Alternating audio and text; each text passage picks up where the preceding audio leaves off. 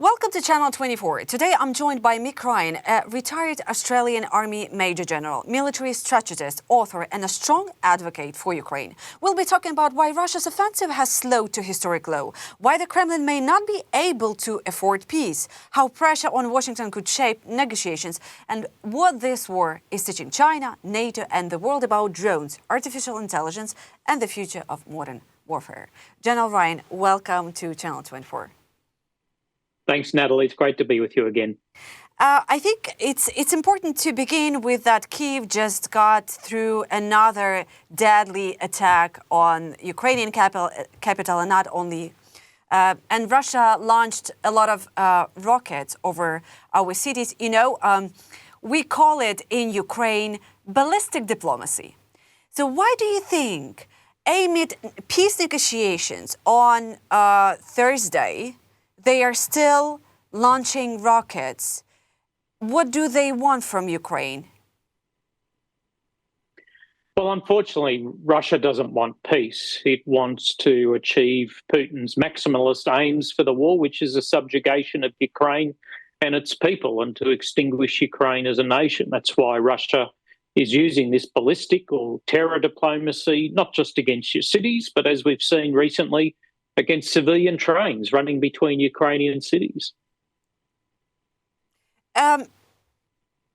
Russian offensive momentum has slowed to what analysts describe as one of the lowest advance rates in the modern warfare over the past 100 years. In some sectors, Russian forces are moving forward by just tens of meters a day, despite heavy losses and huge costs.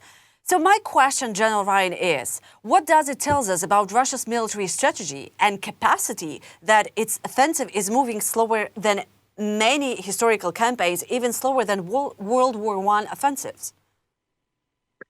Well, I think there's a range of factors that are contributing to this. Firstly, winter is contributing to this, although, to be fair, winter both helps and hinders those trying to go on the offensive, because it can shelter the movement of Russians with fog and things like that. But overall, winter has a negative impact on mobility. Second, the Ukrainian armed forces have continued to improve their capability to use drones to interdict Russian forces and kill Russians. About 80% of all casualties now are inflicted through drones. Another contributor is that the Russians are trying to advance on multiple fronts at the moment in the northeast, around Kharkiv, around Sumy and Liman, and also in the south. So they're spreading their efforts rather than concentrating them like they were about 18 months ago. That's also having an impact. The real thing I hope that will occur this year is what the new Defence Minister has said he would like to do, is to significantly increase the number of Russians each month that are casualties, which will hopefully change Putin's calculus about peace negotiations and ending the war. But also, General Ryan, you argue that Putin cannot afford peace, despite the fact of negotiation. So is this war no longer just about Ukraine, but about the survival of Putin's regime? This war has become about the survival of Russia now. Putin has made it that way. He has miscalculated constantly throughout this war. He miscalculated the tremendous resolve and courage of the Ukrainian people and the capacity of NATO and Europe now to support Ukraine. Because he has squandered so many resources on this war for essentially very little return, certainly not what he promised the Russian people, he can't bring home an army that has lost a war. He knows from Russian history that when that happens, political strife can occur and indeed even regime change. So he has to continue with this war to deliver some kind of win to the Russian people. He can't do that at the moment. It's not looking like he'll be able to do that in the short term either. But is there a point where even an authoritarian regime and system starts to crack under the weight of returning veterans and mounting losses and economic exhaustion? What could be the real trigger? Well, there is, I think. There's an old saying, no tree grows to the sky. Russia's resources are not infinite, but it hasn't reached that breaking point just yet. Clearly, there is a massive increase in crime committed by veterans in Russia. Clearly, there are significant pressures on the Russian economy. But at the end of the day, modern authoritarian regimes have far more tools to suppress people, to suppress gatherings, and use technology to surveil people. Putin, unfortunately, probably has some longevity left in his regime just yet. General Ryan, in one of your regular updates on war and negotiation process, you argue and you suggest that Kremlin is focusing its pressure on Washington, hoping the U.S. will push Kyiv into an unfavorable ceasefire. How vulnerable is the American political system to that kind of external pressure? Well, unfortunately, I think the American political system is more vulnerable to pressure from the Russians than the Ukrainian military is to pressure from the Russian military. The Ukrainian military and the Ukrainian people have proved themselves to be extraordinarily resilient to both military, political, aerial bombing and these kind of things. Unfortunately, the current US administration has proven to be very willing to work with Putin and his regime to give Putin some of the things that he wants from this war, none of which he should get. So Putin is working with the Trump administration and the representatives of that administration to give him what he can't win on the battlefield in Ukraine. So in this case, can the White House realistically lean on Ukraine to accept a deal that may be unstable but politically convenient for Moscow? And if so, who does that kind of a deal really serve? Well, I think it believes it can. It can withdraw intelligence. It can withdraw the sale of weapons that Europeans are purchasing to give to Ukraine. Now, whether that would be popular with Trump's MAGA base, because even they don't like Russia tremendously much, and support for Ukraine has continued to remain high among the American public. So I think Trump believes he can pressure Ukraine, but I'm not sure the people of Ukraine and the government of Ukraine and the military of Ukraine would stand for the kind of pressure that would see them give away territory in Ukraine that Russia hasn't had to fight for, that puts Russia in a better position to recommence this war in several years' time. Yeah. And you also described a potential ceasefire as a temporary pause rather than a peace. So is a pause sometimes more dangerous than continuing the war? Because a lot of analysts in Ukraine saying the pause will be not in favor of Ukraine. No, I think the analysts in Ukraine are right. They understand Russia better than anyone in Washington, D.C. does, and they know that whilst the people of Ukraine desire peace more than anyone on earth, that Russia desires to subjugate Ukraine more than anyone on earth. And any peace deal, any ceasefire is very likely to be broken by Putin and the Russians, just as they've broken every peace deal of the 20th century that they've been a party to. Are there other historical examples where a frozen conflict actually led to a lasting peace rather than just simply setting the stage for the next war? Some might offer that Korea is an example, but there was no peace agreement. It's just an armistice. Both sides agreed to not fight each other any longer. I'm not sure that provides a very good example because the context, the culture, a whole range of things are very different. Unfortunately, history shows us that even where there are temporary peaces, these things tend to want to sort themselves out, the momentum of history, the momentum of people. Just as between World War I and World War II, we saw that eventually the Germans in that conflict or the Japanese wanted to resolve long-standing issues, and that's how the Russians, I think, will behave after a peace deal. Yeah, speaking about modern Germans, Germany's defense minister Boris Pistorius says that for Europe, stopping support for Ukraine would ultimately cost far more than continuing it. From your perspective, what is the real price Europe would pay in security, in stability, in political influence if Ukraine were left to face Russia alone? Well, the worst that could happen is Russia could slowly take over all of Ukraine. Now, I think the Ukrainian people and the military would have a lot to say about that. But you might also see Russia decide if it can't win in Ukraine, it wants to get a win somewhere else, like the Baltic states or in Scandinavia. You're also seeing Russia emboldened enough to undertake sabotage and subversion throughout Europe over the last couple of years.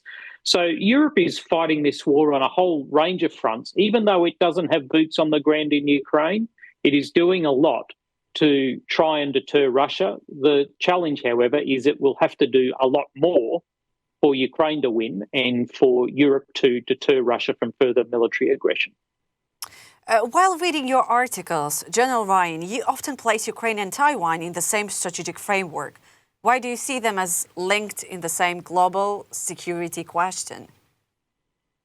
Well, Ukraine and Taiwan are both young but vibrant and prosperous democracies, and every democracy is precious, both of whom are neighbours to very large, very aggressive authoritarian regimes who can't afford to have small, prosperous democracies on their borders that give their own people ideas about what democracy looks like.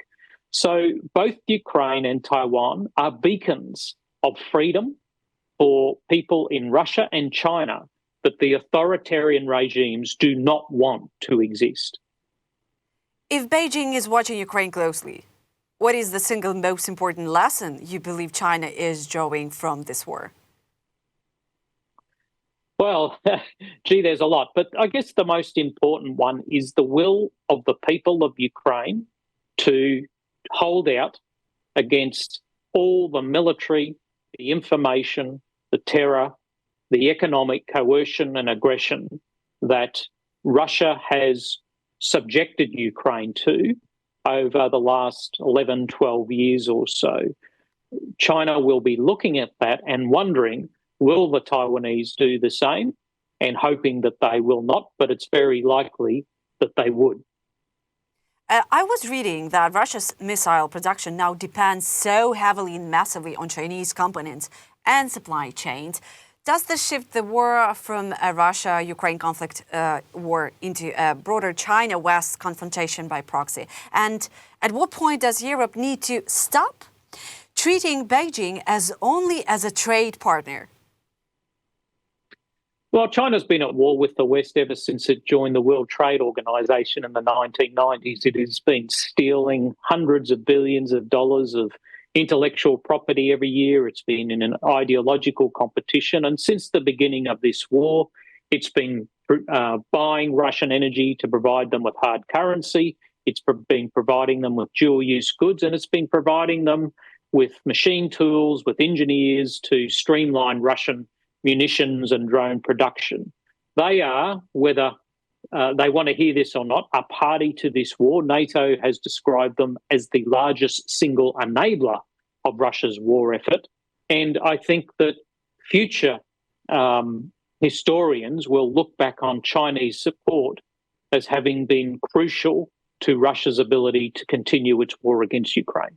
General Ryan, I'm reading right now that some defense analysts argue that Russia will emerge from this war preparing for a future of a drone swarms rather than tanks and artillery.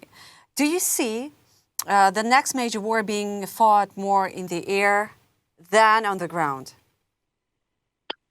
Well, I think it will depend where the war is. If it's in Eastern Europe, there will still be a lot of ground and aerial combat. If it's around the Mediterranean or in the Pacific, there'll be a lot more archipelagic, littoral, maritime warfare. The Russians have certainly learned about modern combat. They've evolved their organisations, but they're not going to get rid of tanks and artillery anytime soon. They're just going to have a different balance of these older conventional weapons with newer weapons like drones, as well as the application of artificial intelligence to support them all. Yeah, speaking about artificial intelligence, can AI make war fundamentally faster, not just in seconds and minutes, but in how quickly entire campaigns and political decisions unfold?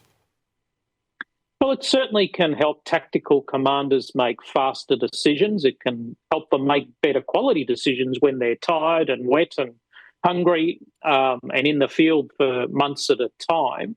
At the strategic level, it will certainly help politicians think through lots of different options and strategic options. But at the end of the day, you don't want AI to rush decisions at the political level, because at the end of the day, it is the politicians who ultimately get us into wars and politicians who get us out of wars. And we want them to use human thinking and human empathy in making these decisions, because ultimately AI has no empathy, it has no emotion, it doesn't consider the cost to humans of big decisions about war. Absolutely agree with you. The last one, General Ryan, despite sanctions, Western-made components keep appearing in Russian strike drones. These Geran 5 drones. Ukrainian forces found the elements of American elements and German in one drone. So if global supply chains are this open, can sanctions really keep up with the speed and reality of modern warfare, or are they always one step behind? Well, sanctions are always going to be an option in war, because war is not just military, it's societal, it's intelligence, it's economic, it's information. So economic measures are always going to be a crucial part of any war we're in. It won't always keep up, and there will always be people and smuggling rings that are very willing, regardless of the ethics, to sell weapons and components to the enemy. That's clearly what's happened in this war, notwithstanding the Herculean efforts of the American and the European governments to crack down on that. We just need to ensure we're not operating under the misconception that economic sanctions win wars. They don't, but they certainly help the military aspects of warfare. General Ryan, it was my pleasure to listen to you. Thank you for your time, that you're always finding a time for Channel 24, and see you next time. Thanks, Nataliia, and Slava Ukraini. Героям слава!